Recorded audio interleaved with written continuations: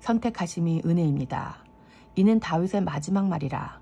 이새의 아들 다윗이 말하며 높이 세워진 자, 야곱의 하나님께로부터 기름 부음 받은 자, 이스라엘의 노래 잘하는 자가 말하노라. 여호와의 영이 나를 통하여 말씀하시며 그의 말씀이 내 혀에 있도다. 이스라엘의 하나님이 말씀하시며 이스라엘의 반석이 내게 이르시기를, 사람을 공의로 다스리는 자, 하나님을 경외함으로 다스리는 자여, 그는 돋는 해의 아침빛 같고 구름 없는 아침 같고 비 내린 후에 광선으로 땅에서 우미 돋는 새풀 같으니라 하시도다. 내 집이 하나님 앞에 이같지 아니하냐. 하나님이 나와 더불어 영원한 언약을 세우사 만사에 구비하고 견고하게 하셨으니 나의 모든 구원과 나의 모든 소원을 어찌 이루지 아니하시랴. 사무엘하 23장 1에서 5절 말씀. 다윗의 삶이 저물어 갑니다. 우리는 어느덧 그의 마지막 말을 듣고 있습니다. 마지막이라고 번역한 히브리어 아하로는 뒤쪽에, 잇따르는, 그 다음에 라는 뜻이므로 이 글은 다윗의 유언이라고도 볼 수 있고 사무엘 상하에 기록된 각종 사건을 들 다음에 이어지는 말이라고도 볼 수 있습니다. 우리가 지금까지 살펴본 다윗의 전생에는 연약함과 범죄의 연속이었습니다. 다윗 왕의 은혜 이야기의 주인공은 다윗이 아닙니다. 다윗의 죄와 상관없이 그를 사랑하신 하나님, 약속하시고 이루시는 하나님이 모든 말씀의 주인공이십니다. 하나님의 열심은 예수 그리스도를 다윗의 후손으로 보내셨고 그분을 통해 이 땅에 구원이 임하게 하셨습니다. 이제 유대인과 이방인은 하나가 되어 구원하신 그분만을 영원 무궁토록 찬양할 것입니다. 정말 영광스러운 그림입니다. 이제 다윗의 마지막 말을 살펴보겠습니다. 은혜를 입었음에도 계속해서 죄로 달려갔던 다윗이 어떻게 하나님을 노래하고 말씀을 전할 수 있는지 알아봅시다. 다윗과 마찬가지로 아무 공로 없이 은혜로 구원받은 우리는 어떻게 살아야 하는지도 살펴보겠습니다. 이새의 아들 다윗. 다윗은 높이 세워진 자였으며 기름 부음을 받은 자, 이스라엘의 노래 잘하는 자였습니다. 높이 세워진 자라는 구절에서 높이라고 번역한 히브리어 R은 꼭대기, 지존자라는 뜻입니다. 다윗을 하나님께서 이렇게까지 높이셨던 것입니다. 그런데 그 높아진 사람이 스스로 이새의 아들임을 밝힙니다. 그렇습니다. 다윗은 이새의 아들입니다. 그것이 그의 처음 자리입니다. 우리는 이새에 대해서 아는 것이 별로 없습니다. 베들레헴 사람이었다는 것과 여러 아들들이 있었다는 것 정도입니다. 그리고 이새는 막내 다윗을 몹시도 하찮게 여겼습니다. 다윗은 아버지에게도 선지자에게도 선택받지 못한 보잘것없는 인물이었습니다. 다윗의 어린 시절인 사무엘상 16장으로 돌아가 봅시다. 하나님께서는 이새의 아들 중에 한 왕을 보셨습니다. 하나님께서 보셨다면 정확한 겁니다. 새 왕에게 기름을 부으라는 명령을 받은 사무엘이 이새를 방문했습니다. 이새의 아들들이 차례로 사무엘 앞에 선을 보이는데 큰 아들 엘리압을 본 사무엘이 감탄하고 말았습니다. 그들이 오매 사무엘이 엘리압을 보고 마음에 이르기를 여호와의 기름 부으실 자가 과연 주님 앞에 있도다 하였더니 사무엘상 16장 6절 말씀. 엘리압의 외모가 아주 출중했던가 봅니다. 하나님과 친밀했던 사무엘조차 순간 자기 눈에 홀려서 자기 마음의 소리를 믿고는 과연이라고 감탄하며 속단해버렸습니다. 아닙니다. 여호와께서 이르신 말인가 내 마음이 이른 말인지 분별해야 합니다. 하나님께서 급히 말씀하십니다. 7절입니다. 여호와께서 사무엘에게 이르시되 그의 용모와 키를 보지 말라. 내가 이미 그를 버렸노라. 내가 보는 것은 사람과 같지 아니하니 사람은 외모를 보거니와 나 여호와는 중심을 보느니라 하시더라. 사무엘상 16장 7절 말씀. 하나님이 보시는 것은 사무엘이 보는 것과 달랐습니다. 하나님은 사람의 마음을 보십니다. 마음은 어디 있습니까? 마음은 MRI를 찍어도 안 나옵니다. 사람은 사람의 마음을 볼 수 없지만 우리 주님은 내면을 보는 분이십니다.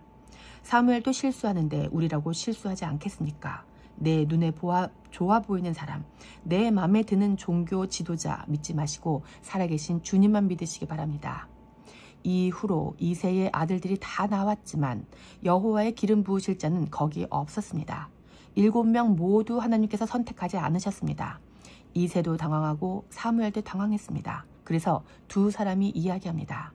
또 사무엘이 이새에게 이르되 네 아들들이 다 여기 있느냐? 이새가 이르되 아직 막내가 남았는데 그는 양을 지키나이다. 사무엘이 이새에게 이르되 사람을 보내어 그를 데려오라. 그가 여기 오기까지는 우리가 식사자리에 앉지 아니하겠노라. 사무엘상 16장 11절 말씀. 이새가 말한 막내는 제일 어린 자녀라는 뜻이 아닙니다. 막내라고 번역한 히브리어 카톤은 하찮은, 중요하지 않은 이란 말입니다. 생각해 보십시오. 하나님의 사람이 기름 부으려고 온다면 아무리 어린 자녀라도 집으로 불러들이는 것이 아비의 마음이 아닙니까? 그런데 이새는 다윗을 불러들이지 않았습니다. 더 놀라운 것은 카톤이 쿠투에서 온 말이라는 사실입니다. 쿠투는 몹시 싫어하다, 못해 혐오하다라는 뜻입니다. 다윗은 그런 존재였습니다. 선택받지 못한 정도가 아니라 아버지가 혐오하는 자였습니다. 그런데 하나님은 그런 다윗을 보란 듯이 선택하십니다. 이에 사람을 보내어 그를 데려오매 그의 빛이 붉고 눈이 빼어나고 얼굴이 아름답더라. 여호와께서 이르시되 이가 그니 일어나 기름을 부으라 하시는지라. 사무엘상 16장 12절 말씀. 다윗에게 왕이 될 만한 번듯함이 있었습니까? 다윗이 뭘 했다고 기름 부음을 받습니까? 다윗은 아무것도 한 게 없습니다. 다윗은 그냥 혐오스러운 자였고 하찮은 자였고 가족들 안에서도 누락되고 유기된 자였습니다. 그런데 은혜로 그분의 선택을 받고 주의 영이 임하십니다. 우리도 마찬가지입니다. 내가 기도해서 주의 영을 받았다고, 내가 열심을 내서 지금 이 자리까지 올라왔다고 착각하지 마십시오. 우리의 우리됨은 전적인 주님의 선택과 주님의 은혜입니다. 그런 다윗이 노래합니다. 자기의 아픔과 상처와 수치를 다 드러내어 자기가 그 이새의 혐오스러운 아들이었음을 공견하게 이야기합니다. 다윗은 이 상처를 극복하기 위해 노력하지 않았습니다. 그는 하나님의 선택하심 가운데 그냥 살았습니다. 지금 교회 안에서 자기 마음의 상처를 치유하기 위해 노력하거나 내 삶의 환경을 개선하기 위해 애쓰고 계신다면 우리 주님 많이 당황스러우실 겁니다. 주님께서 그러실 것 같습니다. 나로는 안 되겠니? 지금 나와 대면하고 있는 이 감격 속에서 너의 과거의 아픔을 다 잊어버릴 수는 없는 거니? 물론 이게 쉽지는 않습니다. 그렇지만 다윗의 마지막 고백이 우리의 고백되기를 바랍니다. 나는 비록 소망 없는 이새의 아들이었지만 주님이 나를 높이셨다고 고백할 수 있게 되시기를 축복합니다. 노래는 하나님께 선택받은 자가 합니다. 하나님은 가장 작은 자를 택하십니다. 열방 속에서 이스라엘이 그렇게 택함을 받았고 다윗이 또 그렇게 선택을 받았습니다. 이것이 하나님께서 일하시는 패턴입니다. 여호와의 팔이 누구에게 나타났느냐? 하나님은 예수님도 그렇게 선택하셨습니다. 예수님은 이 땅 종으로 오셨습니다. 말씀에서 확인해 보겠습니다. 이는 선지자 이사야를 통하여 말씀하신 바, 보라, 내가 택한 종, 곧 내 마음에 기뻐하는 바, 내가 사랑하는 자로다. 내가 내 영을 그에게 줄 터이니 그가 심판을 이방에 알게 하리라. 마태복음 12장 17에서 18절 말씀. 패턴이 똑같습니다. 하나님은 이번에도 하찮은 종을 선택하시고 사랑하시며 영을 부어주십니다. 그리고 영을 받은 종이 하나님의 메시지를 선포하게 하십니다. 이 땅에 오신 예수님은 이사야서의 예언대로 종의 자리에서 높이 들려 지극히 존귀하게 되셨습니다. 보라, 내 종이 형통하리니 받들어 높이 들려서 지극히 존귀하게 되리라. 이사야서 52장 13절 말씀. 이것이 다윗이 고백했던 즉 지존자에게까지 올라가는 그 높임입니다. 그런데 이 종의 겉모습은 존귀하게 높여질 만한 것이 아니었습니다.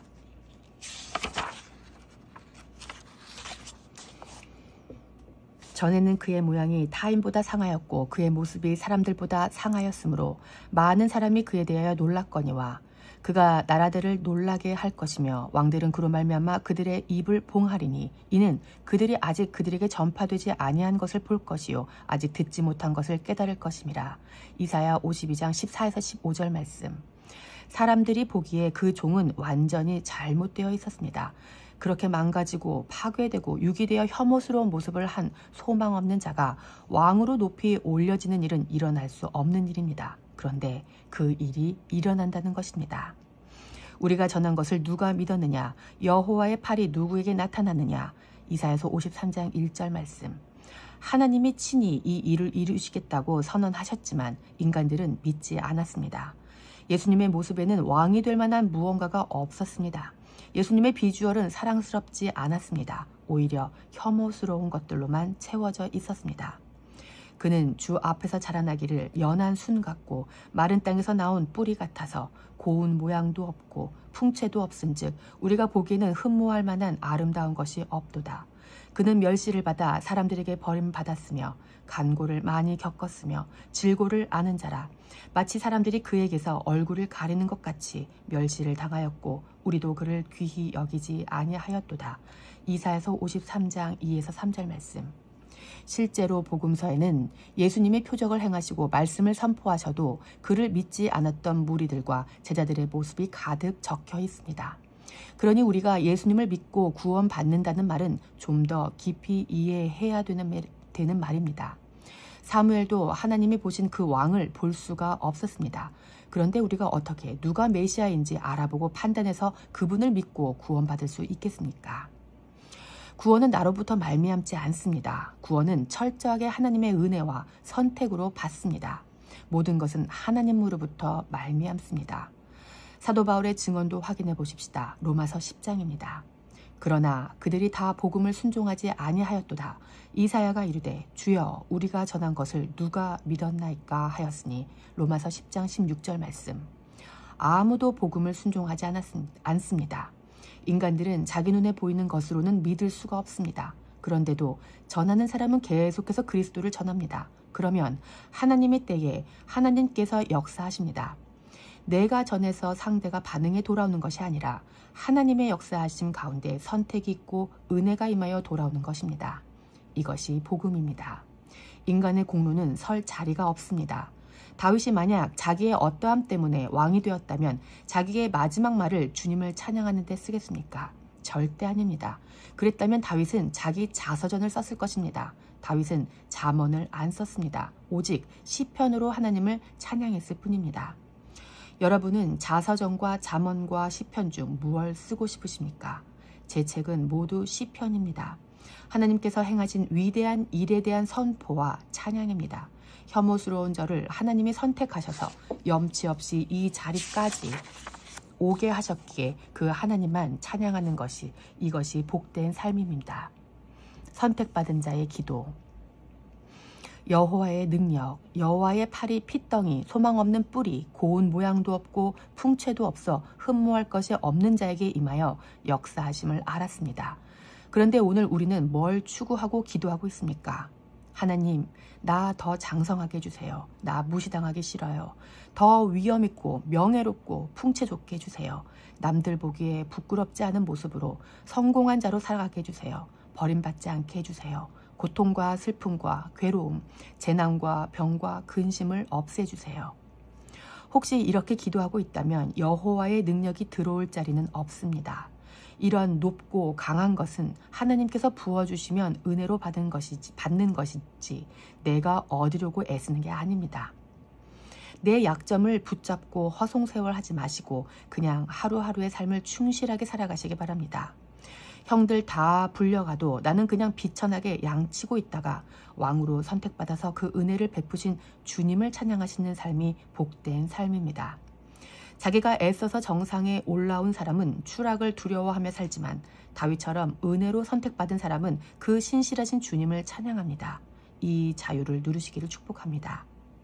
예수님의 제자들도 그랬습니다. 복음서를 읽으신 분들은 제자들의 상태가 썩 좋지 않았음을 아실 것입니다. 그분들의 특징은 뭘 이해, 뭘 지각입니다. 예수님 말씀을 전혀 알아듣지도 못하고 분별하지도 못합니다. 그런데 주님이 그들을 그냥 선택해 버리셨습니다. 요한복음 15장 말씀 보십시오. 이제부터는 너희를 종이라 하지 아니하리니 종은 주인이 하는 것을 알지 못함이라. 너희를 친구라 하였노니 내가 내 아버지께 들은 것을 다 너희에게 알게 하였음이라. 너희가 나를 택한 것이 아니요 내가 너희를 택하여 세웠나니. 요한복음 15장 15에서 16절 말씀. 제자들은 원래 종이었습니다. 종은 예수님의 제자가 될 수 없는 존재입니다. 원래 배우고자 하는 자가 수업료를 내고 스승을 찾아가는 법입니다. 그런데 예수님은 당신의 생명을 주고 종들에게 찾아오셨습니다. 이런 분은 우리 주님밖에 없으십니다. 거기서 그치지 않고 그 종들을 친구 삼아 버리셨습니다. 심지어 당신의 살과 피를 내어주기까지 하셨습니다. 그분이 가르치셔서 내 인생의 그분으로 말미암은 것들이 나타나게 하십니다. 그래서 맨 마지막에는 그분만 찬양하게 하십니다. 이것이 우리 주님의 열심입니다. 1세기 제자들이 그랬다면 21세기 교회들도 마찬가지입니다. 고린도전서 1장에서 확인해 보겠습니다. 형제들아 너희를 부르심을 보라. 육체를 따라 지혜로운 자가 많지 아니하며 능한 자가 많지 아니하며 문벌 좋은 자가 많지 아니하도다. 그러나 하나님께서 세상에 미련한 것들을 택하사 지혜 있는 자들을 부끄럽게 하려 하시고 세상에 약한 것들을 택하사 강한 것들을 부끄럽게 하려 하시며 하나님께서 세상에 천한 것들과 멸시받는 것들과 없는 것을 택하사 있는 것들을 패하려 하시나니 이는 아무 육체도 하나님 앞에서 자랑하지 못하게 하려 하심이라. 고린도전서 1장 26에서 29절 말씀. 한글 성경 번역이 아주 잘했습니다. 미련한 사람도 아니고 세상에 미련한 것들이랍니다. 세상에 약한 것들, 천한 것들, 멸시받는 것들, 없는 것들을 하나님이 택하신다는 말입니다. 이렇게 선택하신 것들이 바로 우리입니다. 혹시 기분 나쁘십니까? 다윗이 그랬고 예수님이 그랬고 1세기 제자들이 그랬습니다. 21세기를 사는 우리도 제자라면 이런 미련한 것들입니다. 그러니 우리가 무슨 노래를 하겠습니까? 우리는 우리를 선택하신 주님만 찬양합니다. 이것이 교회의 본분입니다. 아무 인생도 주님 앞에서 자랑할 수가 없습니다. 그리스도교는 인간의 삶을 쓸모있게 가꾸어가는 종교가 아닙니다. 그리스도교는 절대자가 쓸모없는 모양으로 오셔서 쓸모없는 세상을 구원하신다는 이야기입니다. 왜 하나님이 쓸모없는 이스라엘을 아직까지 못 놓으십니까? 쓸모없는 열방의 골칫거리인데 왜 아직도 존재하게 하십니까? 주님께서 주님의 지혜와 능력, 크신 팔이 나타나게 하기 위해서 내버려 두십니다. 마지막에 엄청난 반전이 일어나게 될 것입니다. 모든 왕들은 입을 다물게 되고 세상 나라가 우리 주와 그리스도의 나라가 될 것입니다. 우리는 그 주님을 신뢰하고 찬양하며 신앙생활을 하는 것입니다. 율법과 새 언약. 다윗의 마지막 말로 다시 돌아와 보겠습니다. 여호와의 영이 나를 통하여 말씀하시며 그의 말씀이 내 혀에 있도다. 사무엘하 23장 2절 말씀. 여호와의 영이 기름 부음을 받은 다윗의 혀에 말씀을 넣어주셨답니다. 그러면 다윗이 무슨 말을 하겠습니까? 지혜를 가르친답시고 열심히 잘 살아라. 이렇게 하면 복을 받고 저렇게 하면 저주를 받는다. 이런 걸 가르칠 수 있겠습니까? 이런 가르침을 율법이라고 합니다. 다윗이 누구인지 잘 생각해 보십시오. 여호와의 영은 선택하신 자에게 임하십니다. 영은 인간의 감각으로 포착할 수 없는 존재입니다. 그러나 영이신 하나님과 교제하는 육을 통해 다른 사람들이 하나님을 알게 됩니다. 그렇게 선택받은 존재가 다윗이었고 이스라엘이었고 예수님이었고 제자들이었고 교회입니다. 그들은 하나님께서 혀에 넣어주신 그 말씀을 증거하는 자들입니다. 그들은 세상의 윤리와 도덕과 가치가 아니라 오로지 그분이 행하신 그 일만 말합니다. 바울은 고린도 교회에게 영으로 쓴 편지에 대해 이야기했습니다. 너희는 우리의 편지라. 우리 마음에 썼고 묻 사람이 알고 있는 바라. 너희는 우리로 말미암아 나타난 그리스도의 편지니 이는 먹으로 쓴 것이 아니요 오직 살아계신 하나님의 영으로 쓴 것이며 또 돌판에 쓴 것이 아니요 오직 육의 마음판에 쓴 것이라. 고린도후서 3장 2에서 3절 말씀. 바울이 여기서 편지라고 정의한 너희는 고린도 교회입니다. 편지를 보면 그 편지를 보낸 사람의 마음을 읽을 수 있게 되지 않습니까? 그래서 교회를 가리켜 편지라고 하는 것입니다. 편지는 육체이지만 영으로 썼습니다. 그것도 살아계신 하나님의 영으로 쓴 편지입니다. 그래서 세상의 교회를 보면 그리스도를 알 수 있게 됩니다. 고린도 교회뿐 아니라 전 세계 모든 교회들이 다 그리스도의 편지들입니다. 세상은 교회를 통해 그리스도의 마음을 알게 되고 그리스도가 누구신지 알게 됩니다. 바울의 말을 조금 더 보겠습니다. 우리가 그리스도로 말미암아 하나님을 향하여 이 같은 확신이 있으니 우리가 무슨 일이든지 우리에게서 난 것 같이 스스로 만족할 것이 아니니 우리의 만족은 오직 하나님으로부터 나느니라. 그가 또한 우리를 새 언약의 일꾼 되기에 만족하게 하셨으니 율법 조문으로 하지 아니하고 오직 영으로 함이니 율법 조문은 죽이는 것이요 영은 살리는 것이니라. 고린도후서 3장 4에서 6절 말씀. 바울 일행이 새 언약의 일꾼이랍니다. 그들의 확신과 만족과 일꾼됨은 모두 하나님으로부터 난 것이었습니다. 그들이 선택해서 된 일이 아닙니다. 그런데 새 언약의 일꾼이라면 옛 언약도 있었다는 말입니다. 옛 언약은 누가 받았습니까? 이스라엘입니다. 이스라엘이 옛 언약인 율법을 받은 유일한 민족입니다. 그래서 사실 새 언약이라는 단어에 반응할 수 있는 민족도 이스라엘밖에 없습니다. 율법은 유대인에게만 주어졌습니다. 로마서 9장 4절. 이방인은 은혜로 접붙여졌을 뿐입니다. 그래서 바울이 이방 교회인 에베소, 고린도, 골로새 교회에 보내는 편지에 계속해서 할례받지 말아라. 예수님이 옛 언약을 폐하시고 완성하시고 승리하셨다. 율법으로 돌아가지 말아라. 이야기하는 것입니다. 사도행전에 기록된 예루살렘 회의에서도 저들 이방인들을 율법으로 피곤하게 하지 말라라고 결정했습니다. 여호와의 증인이나 신천지, 하나님의 교회, 안식일교 모두 지킬 만한 율법 조항을 골라서 지키면서 하나님을 위해 뭔가 했다는 뿌듯함에 신앙생활을 합니다. 아닙니다. 율법으로는 의롭다함을 받을 자가 없습니다. 더 무서운 것은 이방인이면서 율법을 지켜 구원을 완성하려는 이런 시도는 예수님의 십자가를 부정하는 행동이라는 사실입니다. 바울은 새 언약으로 말미암은 영의 직분의 영광에 대해서도 이야기합니다. 돌에 써서 새긴 죽게 하는 율법 조문의 직분도 영광이 있어 이스라엘 자손들은 모세의 얼굴에 없어질 영광 때문에도 그 얼굴을 주목하지 못하였거든. 하물며 영의 직분은 더욱 영광이 있지 아니하겠느냐. 정죄의 직분도 영광이 있은즉 의의 직분은 영광이 더욱 넘치리라. 영광되었던 것이 더 큰 영광으로 말미암아 이에 영광될 것이 없으나 없어질 것도 영광으로 말미암았은즉 길이 있을 것은 더욱 영광 가운데 있느니라. 고린도후서 3장 7에서 11절 말씀. 율법은 결국 사람을 죽이는 조문이었지만 그 율법을 받은 모세도 영광스러워져서 얼굴이 해같이 빛났는데 하물며 바울과 그 일행들이 맡은 영의 직분은 얼마나 더 영광스럽겠습니까? 도덕, 윤리의 직분도 영광스럽지만 의의 직분인 예수 그리스도를 증거하는 일은 더욱더 영광스럽습니다. 길이 있을 영광, 영원히 홀로 한 분이신 예수 그리스도의 영광입니다.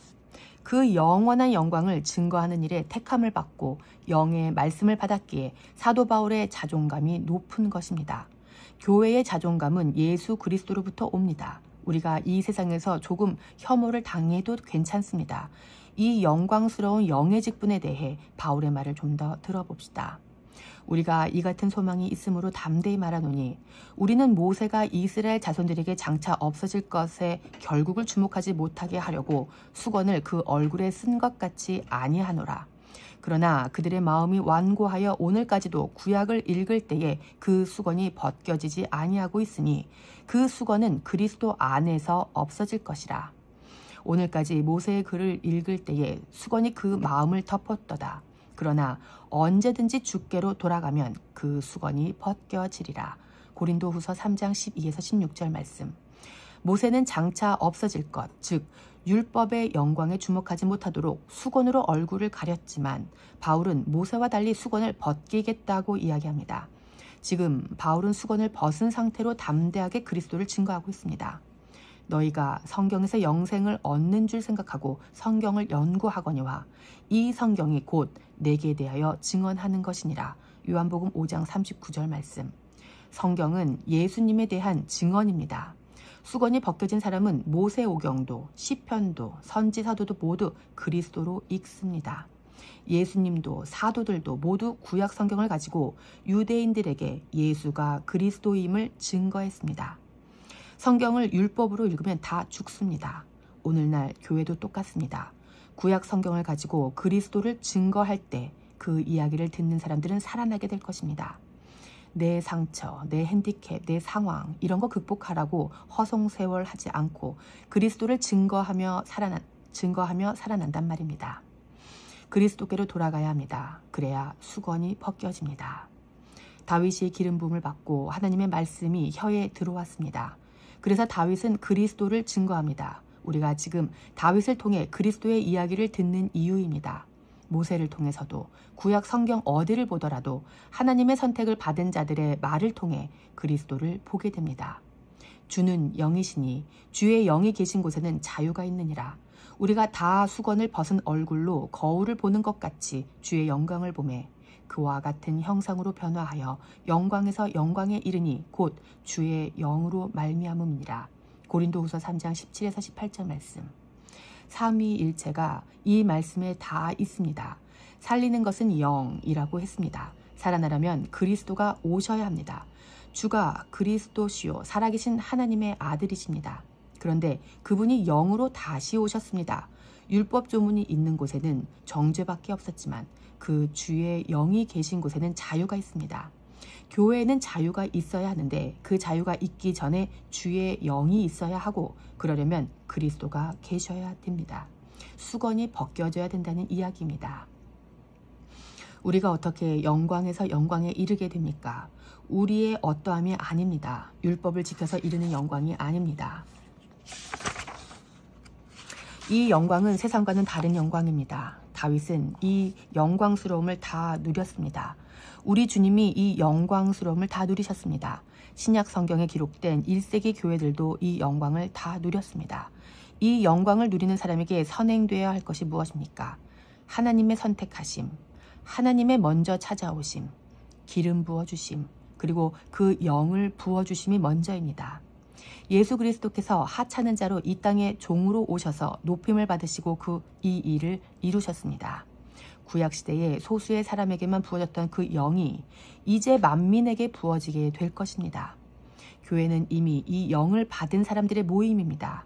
우리 안에 그리스도의 영이 계십니다. 그리스도의 영이 있는 자를 가리켜 그리스도의 사람, 즉 그리스도인이라고 합니다. 로마서 8장 9절 말씀. 교회에 출석하는 사람, 헌금하는 사람이 그리스도인이 아니라 그리스도의 영이 있는 사람이 그리스도인이란 말입니다. 산자와 죽은 자를 심판하시는 주님께서 오실 때 주의 영이 있는 자는 살아날 것입니다.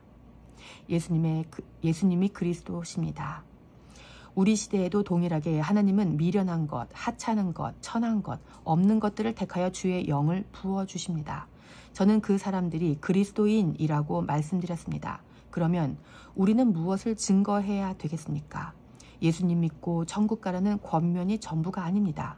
예수님 믿으면 자식이 잘 되고 사업이 잘 되고 심리치료가 되고 핸디캡이 보완되고 평안을 얻을 수 있고 영생을 얻을 수 있다는 이야기는 1세기 사도들에게서는 들을 수 없었던 메시지입니다.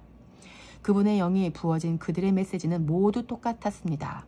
바로 예수가 그리스도라는 선언입니다. 예수가 그리스도라고 강론하고 도망가고 예수가 그리스도라고 증거하고 또 도망갑니다. 당시 유대인들에게는 엄청난 충격이었을 것입니다. 예수님이 메시아, 그리스도라는 주장 때문에 신성모독으로 몰려 돌아가셨고 마가복음 14장 60에서 65절 말씀. 이 도를 믿는 자들을 멸하는 일에 누구보다 앞장섰던 사람이 바울인데 그가 지금 예수가 그리스도라고 전하고 있단 말입니다. 바울은 바울의 그 어떤 열심 때문에 회심된 게 아닙니다. 하나님께서 선택하셨기 때문입니다. 그러면 우리는 어떻게 살아야 됩니까? 선택받았다면 그것으로 감사하고 찬양하며 살면 됩니다. 뭘 더 얻으려고 하는 게 아닙니다. 주님께서 뭘 더 주시면 감사할 뿐입니다. 하나님께서 주신 것 맛있게 먹고 감사하며 잘 살 때 세상이 우리를 보면서 그리스도를 읽게 됩니다. 우리가 그분의 편직이기 때문입니다. 그래서 우리는 감사하며 찬양하며 삽니다. 또 우리는 자유하며 삽니다. 주의 영이 계신 곳에 자유함이 있습니다. 내가 아무것도 한 것이 없이 은혜로 선택받은 그 복음의 메시지를 들으셨으니 믿고 자유하시기 바랍니다.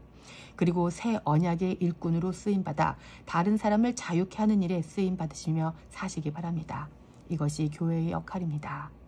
다윗의 마지막 말로 말씀을 마치겠습니다.